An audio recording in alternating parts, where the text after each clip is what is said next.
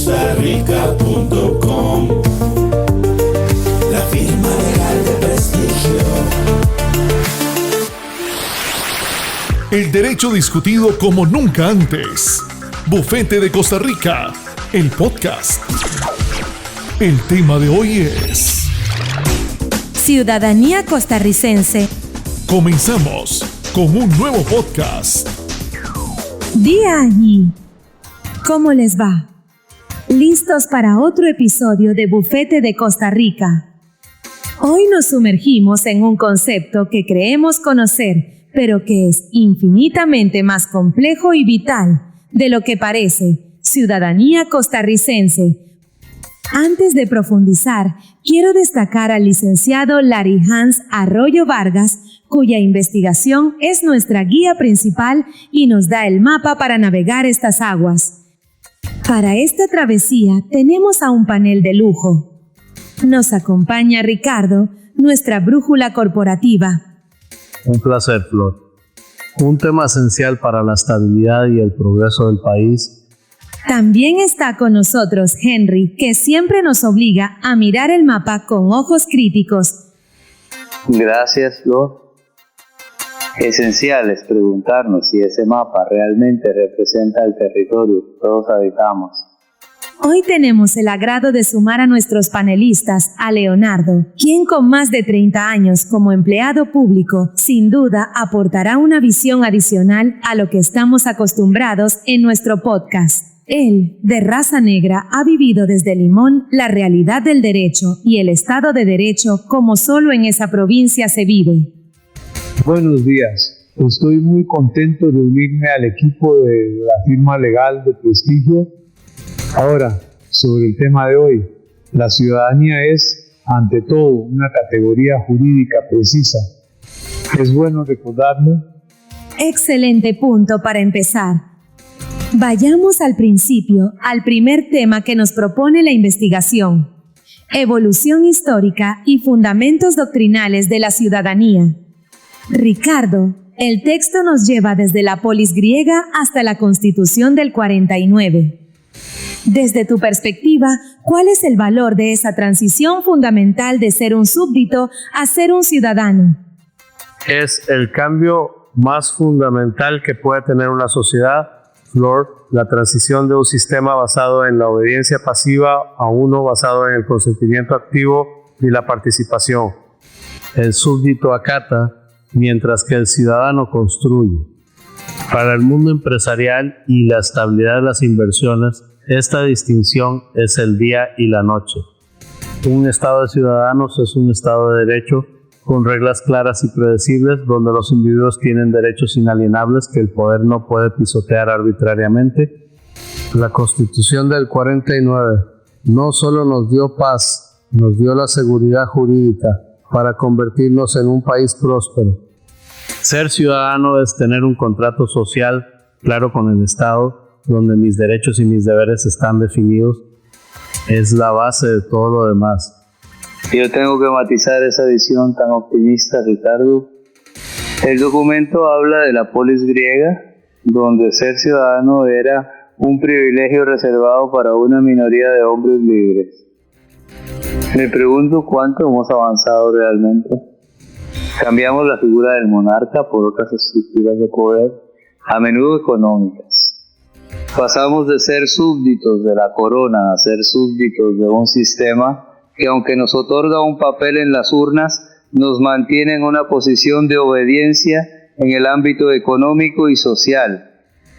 La idea de que todos nacemos con derechos inalienables es revolucionaria, sí, pero su aplicación práctica sigue siendo un campo de batalla. La ciudadanía formal, la que te da la cédula, no siempre se traduce en ciudadanía real, en la capacidad efectiva de influir en las decisiones que marcan tu vida. Creo que están mezclando conceptos. La evolución jurídica ha sido precisa y deliberada para evitar estas ambigüedades. El paso del estatus de vecino en la colonia, basado en propiedad y linaje, a la ciudadanía moderna es un triunfo de la igualdad ante la ley. El derecho no opera sobre percepciones de poder, sino sobre categorías definidas. La nacionalidad es el vínculo, la ciudadanía es la habilitación para el ejercicio de derechos políticos a partir de los 18 años. El sistema está diseñado para ser un ecualizador. Si una persona no ejerce esos derechos o si existen factores externos que lo limitan, esa es una discusión sociológica, pero no invalida la robustez y claridad del andamiaje jurídico. La ley nos hizo iguales en derechos y deberes. Ese es el avance innegable. Henry, Leonardo, nos presenta una visión muy clara, casi de manual, con la ley como un ecualizador perfecto. ¿Resuena eso con la historia real de cómo se han vivido esos derechos en la práctica? Para nada, Flor. Reducir la ciudadanía a una habilitación jurídica es ignorar su alma. El propio texto base nos habla de las corrientes filosóficas que la moldean. Lo que Leonardo describe en la tradición liberal pura, derechos individuales como defensa contra el Estado. Pero Costa Rica es más compleja. Nuestra Constitución tiene una fuerte huella republicana, la idea de que ser ciudadano implica un deber cívico, una responsabilidad activa. El voto obligatorio no es un derecho liberal, es un deber republicano. No es sociología, Leonardo, es el ADN de nuestro pacto social. Y es un ADN pragmático, Henry. Yo veo esa síntesis como un balance perfecto para la gobernabilidad. La tradición liberal protege mi propiedad, mi libertad de empresa y mis derechos individuales, lo que genera confianza y atrae inversión. A su vez, la tradición republicana me exige participar para mantener ese sistema estable, para que las reglas del juego no cambien arbitrariamente. Es un contrato con beneficios y responsabilidades claras. Los derechos sin deberes llevan al caos, los deberes sin derechos a la tiranía. Nuestro modelo encontró el punto medio. Pero ese contrato del que hablas, Ricardo, no es un documento etéreo, está codificado. La genialidad del sistema costarricense es precisamente cómo tomó esas corrientes filosóficas y las tradujo en un marco normativo explícito. El título cuarto de la Constitución sobre derechos y garantías individuales es la herencia liberal, mientras que el artículo 93, que establece la obligatoriedad del sufragio, es la herencia republicana. No es una tensión filosófica, es una estructura jurídica que funciona porque define claramente los límites de cada tradición dentro de la ley. Leonardo, esa idea de que la filosofía se convierte en la estructura misma de la ley, en títulos y artículos concretos, es el punto clave. Nos obliga a preguntarnos cómo se relacionan esos conceptos fundamentales, el Estado, la soberanía y la nacionalidad. Por supuesto, Flor. Esa relación es la arquitectura básica de nuestro Estado. El artículo 2 de la Constitución es categórico.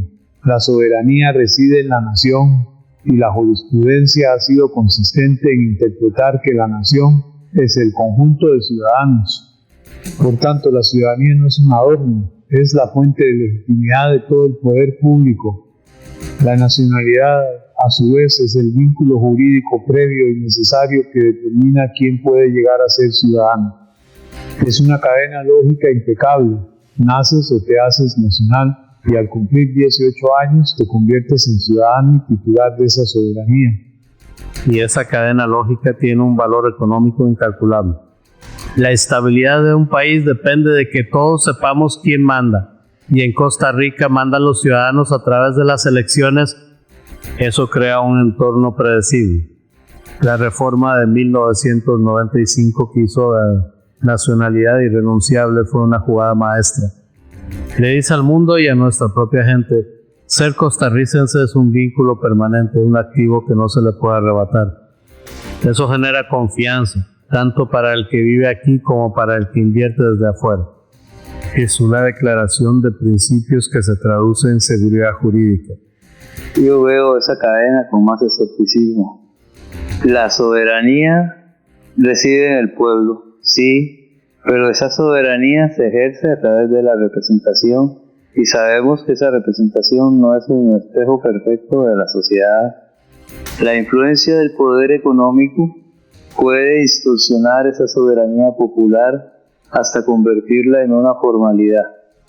El marco jurídico es robusto, pero es ingenuo pensar que opera en un vacío de poder. Además, la distinción que hace Leonardo entre nacionalidad y ciudadanía, aunque jurídicamente correcta, es crucial porque significa que puedes pertenecer sin participar. Puedes ser nacional, pero si la ley suspende tu ciudadanía, quedas excluido del ejercicio de esa soberanía. Pero esa exclusión no es arbitraria, Henry. Es una consecuencia jurídica tasada por interdicción judicial o sentencia, como lo establece el artículo 91. Es una garantía, no una vulnerabilidad. La nacionalidad se mantiene intacta y la persona sigue bajo la protección del Estado. La distinción es una herramienta de precisión jurídica, no de exclusión social, que permite al sistema operar con reglas claras. De hecho, la pregunta no es sobre la suspensión, sino sobre cómo se define quiénes son esos nacionales que podrán ser ciudadanos. Excelente pregunta, Leonardo. El título segundo de la Constitución se dedica precisamente a eso. ¿Cómo define nuestro marco legal quién es costarricense y quién no? Lo define con un sistema mixto muy robusto que combina el fius soli, derecho del suelo, con el fius sanguinis, derecho de sangre. El artículo 13 es un ejemplo de ingeniería jurídica para maximizar la inclusión y prevenir la apatría. Se es costarricense por nacer aquí, por ser hijo de costarricenses en el extranjero que se inscriben, e incluso se presume costarricense al infante de padres ignorados encontrado en el país. Es un diseño garantista. Y no olvidemos el artículo 16, la irrenunciabilidad. Esa reforma de 1995 fue un golpe de genio estratégico que le da un valor inmenso a la nacionalidad. Significa que un costarricense con talento que adquiere otra ciudadanía para trabajar en el extranjero no pierde su vínculo, no pierde su raíz.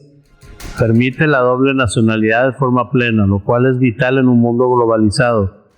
Le dice a nuestra diáspora y al mundo que nuestro pasaporte es más que un documento de viaje, es un lazo inquebrantable.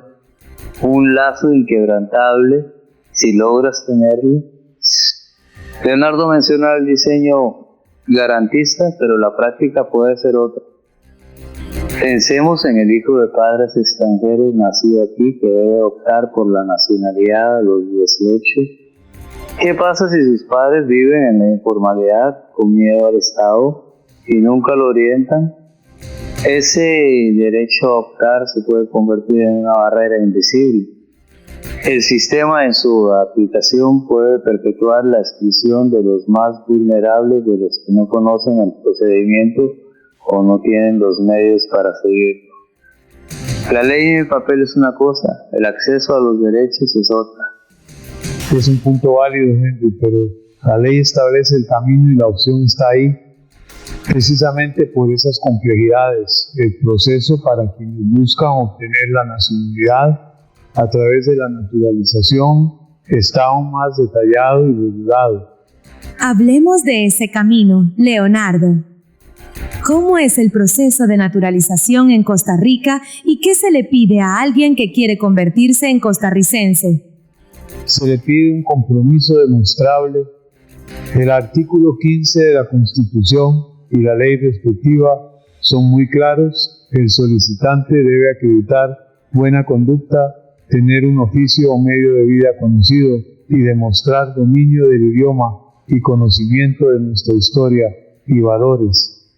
Lo fundamental aquí es la estructura institucional. Todo este proceso lo gestiona el Tribunal Supremo de Elecciones, no el Poder Ejecutivo, lo que lo despolitiza y lo blinda. El TCE actúa como un garante imparcial de que quien ingresa a la comunidad nacional lo hace cumpliendo reglas objetivas. Y son reglas completamente razonables, Flor. Es un proceso de selección, si se quiere ver así. Cuando una empresa contrata a un ejecutivo, investiga sus antecedentes. El Estado, al naturalizar a una persona, está aceptando a un nuevo socio y es lógico exigir que demuestre ser una persona de bien, que puede sostenerse y que respeta los valores de la empresa país a la que se une. Es una salvaguarda para la estabilidad. Esa analogía empresarial me parece peligrosa. Ricardo convierte un derecho humano en una transacción. Buena conducta puede ser un término subjetivo y tener un medio de vida conocido es una barrera casi insuperable para miles que trabajan en la informalidad o para refugiados que llegan sin nada. Los costos de los trámites, los exámenes, la burocracia no es un filtro de compromiso, es un filtro socioeconómico.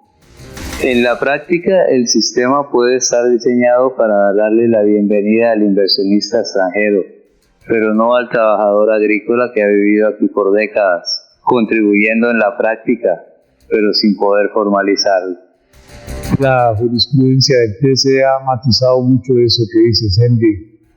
Ha interpretado que buena conducta no es puritanismo, sino la ausencia de actos que atenten contra el orden democrático, y ha sido flexible con la prueba de los medios de vida en casos justificados. El sistema no es perfecto, pero es transparente e incluso publica edictos para que haya oposición ciudadana. Su diseño busca el equilibrio, pero es cierto que la interpretación de estos requisitos está cada vez más influenciada por estándares que van más allá de nuestras fronteras. Leonardo, mencionaste esos estándares que van más allá de nuestras fronteras. Profundicemos ahí. ¿Cómo se integra concretamente el derecho internacional en nuestra definición de ciudadanía?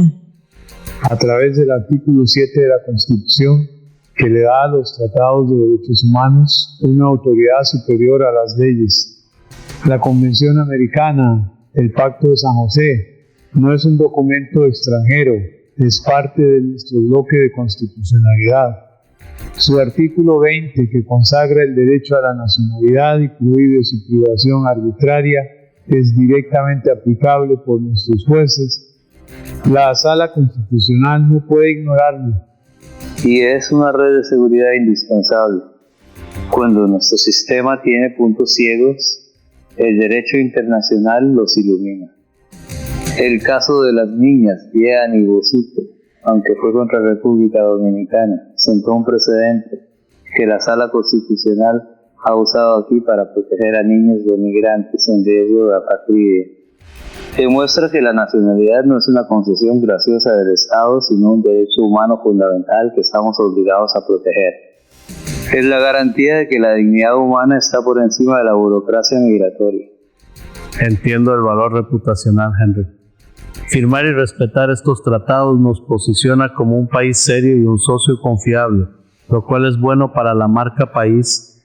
Sin embargo, me genera una inquietud sobre la soberanía. Cuando la Corte Interamericana emite una sentencia que obliga al Estado costarricense, como en la opinión consultiva OC 484 sobre naturalización, ¿quién tiene realmente la última palabra? Corremos el riesgo de que decisiones con implicaciones profundas sean tomadas por un tribunal externo. Esa es la tensión clave, Ricardo. Soberanía versus derechos humanos universales. Y esto nos lleva a preguntarnos sobre el contenido mismo de esos derechos. Una vez que tienes la nacionalidad, ¿qué es lo que realmente te define como ciudadano? ¿Cuáles son esos derechos políticos que forman el núcleo duro de la ciudadanía? El núcleo es, sin duda, el sufragio, el derecho a votar y ser electo. Es la expresión más directa de la soberanía popular. Nuestro sistema ha evolucionado para hacerlo cada vez más inclusivo, con el voto femenino y la reducción de la edad a 18 años. El artículo 95 es una obra de arte jurídica al garantizar que el voto sea directo, secreto y universal. No hay intermediarios, ni coacción, ni exclusiones. Es la materialización del principio un ciudadano, un voto. Y no olvidemos que es obligatorio. El artículo 93 no es un detalle menor. Desde una perspectiva de gobernanza, Es fundamental porque asegura una alta participación, lo que otorga una legitimidad inmensa a los gobiernos electos y reduce la volatilidad. Un ciudadano responsable entiende que votar es un deber para con la estabilidad del sistema. Llamar deber a algo que no tiene sanción efectiva es un eufemismo. Pero mi problema es más profundo. ¿De qué sirve el voto universal si las opciones están limitadas por el poder del dinero? El financiamiento estatal de los partidos, en teoría, busca nivelar la cancha, pero en la práctica puede perpetuar a las maquinarias tradicionales.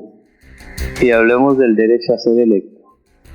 El texto lo menciona: un costarricense por naturalización no puede aspirar a la presidencia. ¿Cómo podemos hablar de ciudadanía plena si existe una barrera constitucional infranqueable como esta? Nos tapamos los ojos y fingimos no ver. Es crear, por definición, ciudadanos de primera y de segunda clase. Esa es una decisión del poder constituyente, Henry, no una falla del sistema. La ley es clara. El derecho a ser electo tiene requisitos y ser costarricense por nacimiento para la presidencia es uno de ellos, una salvaguarda que la nación decidió imponer, así como se exige una edad mínima. No es discriminación arbitraria, es una condición establecida en la norma fundamental y la libertad de asociación política permite competir por todos los demás cargos. Esta tensión entre los derechos políticos formales y las barreras reales, ya sean económicas o constitucionales, es fascinante. Nos hace cuestionar si la ciudadanía se agota en el acto de votar cada 4 años. ¿Qué pasa el resto del tiempo? ¿Qué significa ser ciudadano en la clínica, en la escuela, en el trabajo? Significa que tus derechos te acompañan. El artículo 50 de la Constitución es el pilar de la ciudadanía social. Establece que el Estado debe procurar el mayor bienestar y de ahí se derivan derechos justiciables a la salud, a la educación, a la seguridad social. No son declaraciones de buenas intenciones. Un ciudadano puede ir a la sala constitucional y exigir, por ejemplo, un tratamiento médico. La ciudadanía en Costa Rica tiene un contenido material. Absolutamente, pero ese contenido material no aparece por arte de magia, se financia. El artículo 18 es la otra cara de la moneda del artículo 50, el deber de contribuir a los gastos públicos. Ser un ciudadano autonómico pleno es entender este pacto. Yo contribuyo al sistema y a cambio el Estado garantiza el acceso a esos servicios. La Caja Costarricense de Seguro Social es el ejemplo perfecto, un sistema de solidaridad forzosa que se sostiene porque la mayoría cumple con su deber. Pero esa solidaridad se está resquebrajando, Ricardo. Hablamos de un adecuado reparto de la riqueza mientras la brecha entre ricos y pobres crece. El deber de contribuir no es equitativo cuando grandes capitales eluden o evaden impuestos, haciendo que el peso recaiga sobre el ciudadano común. Un ciudadano que pasa horas en una lista de espera de la caja o cuyos hijos van a una escuela sin recursos, ¿siente que su ciudadanía es plena? Los derechos sociales se vuelven una promesa vacía si no hay justicia económica para financiarlos. La justicia económica es un objetivo político, Henry, pero el mecanismo de defensa del derecho ya existe y funciona. La Sala Constitucional no le pregunta a la Caja si tiene presupuesto cuando ordena un tratamiento para salvar una vida e impone el cumplimiento del derecho fundamental. El andamiaje jurídico constitucional para la protección de la ciudadanía social es uno de los más robustos del mundo. El debate sobre su financiamiento es crucial, pero no invalida la exigibilidad de sus derechos. Y con esa defensa del andamiaje jurídico, llegamos al final de nuestro análisis. Ha sido un recorrido denso, pero indispensable. Hemos viajado desde la evolución histórica y los fundamentos doctrinales, pasando por nuestro marco jurídico político y la configuración constitucional de la nacionalidad. Desmenuzamos el proceso de naturalización, vimos cómo la integración del derecho internacional nos desafía y debatimos sobre los derechos políticos para finalmente llegar a la dimensión social y económica, donde la ciudadanía se juega su verdadero valor. Henry, una última reflexión muy breve para dejar pensando a nuestra audiencia. Que la ciudadanía no es un destino al que se llega con una cédula, sino un horizonte que se conquista cada día, luchando para que los derechos escritos en el papel se conviertan en la realidad vivida por todos sin excepción. Gracias a todos. Ricardo, Henry, Leonardo, un debate de altura. Y a ustedes que nos escuchan, gracias por acompañarnos. Les invitamos a seguir en sintonía, ya que enseguida conoceremos la opinión en vivo del licenciado Arroyo. Y con ustedes, la opinión del licenciado Arroyo.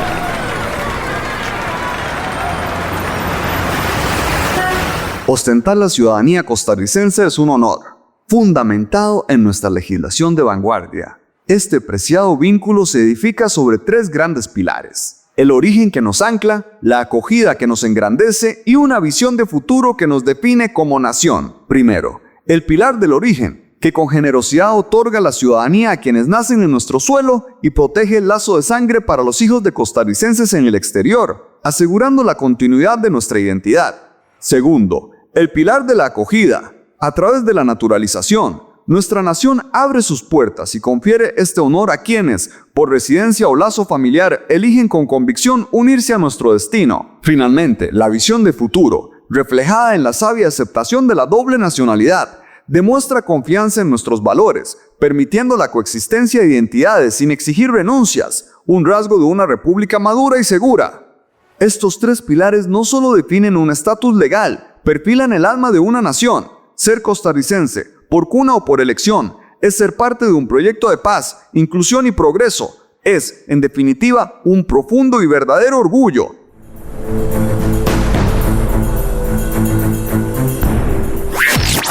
Esto ha sido todo por hoy.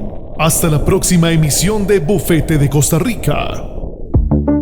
Bufete de Costa Rica, el podcast. Visítenos en www.bufetedecostarrica.com.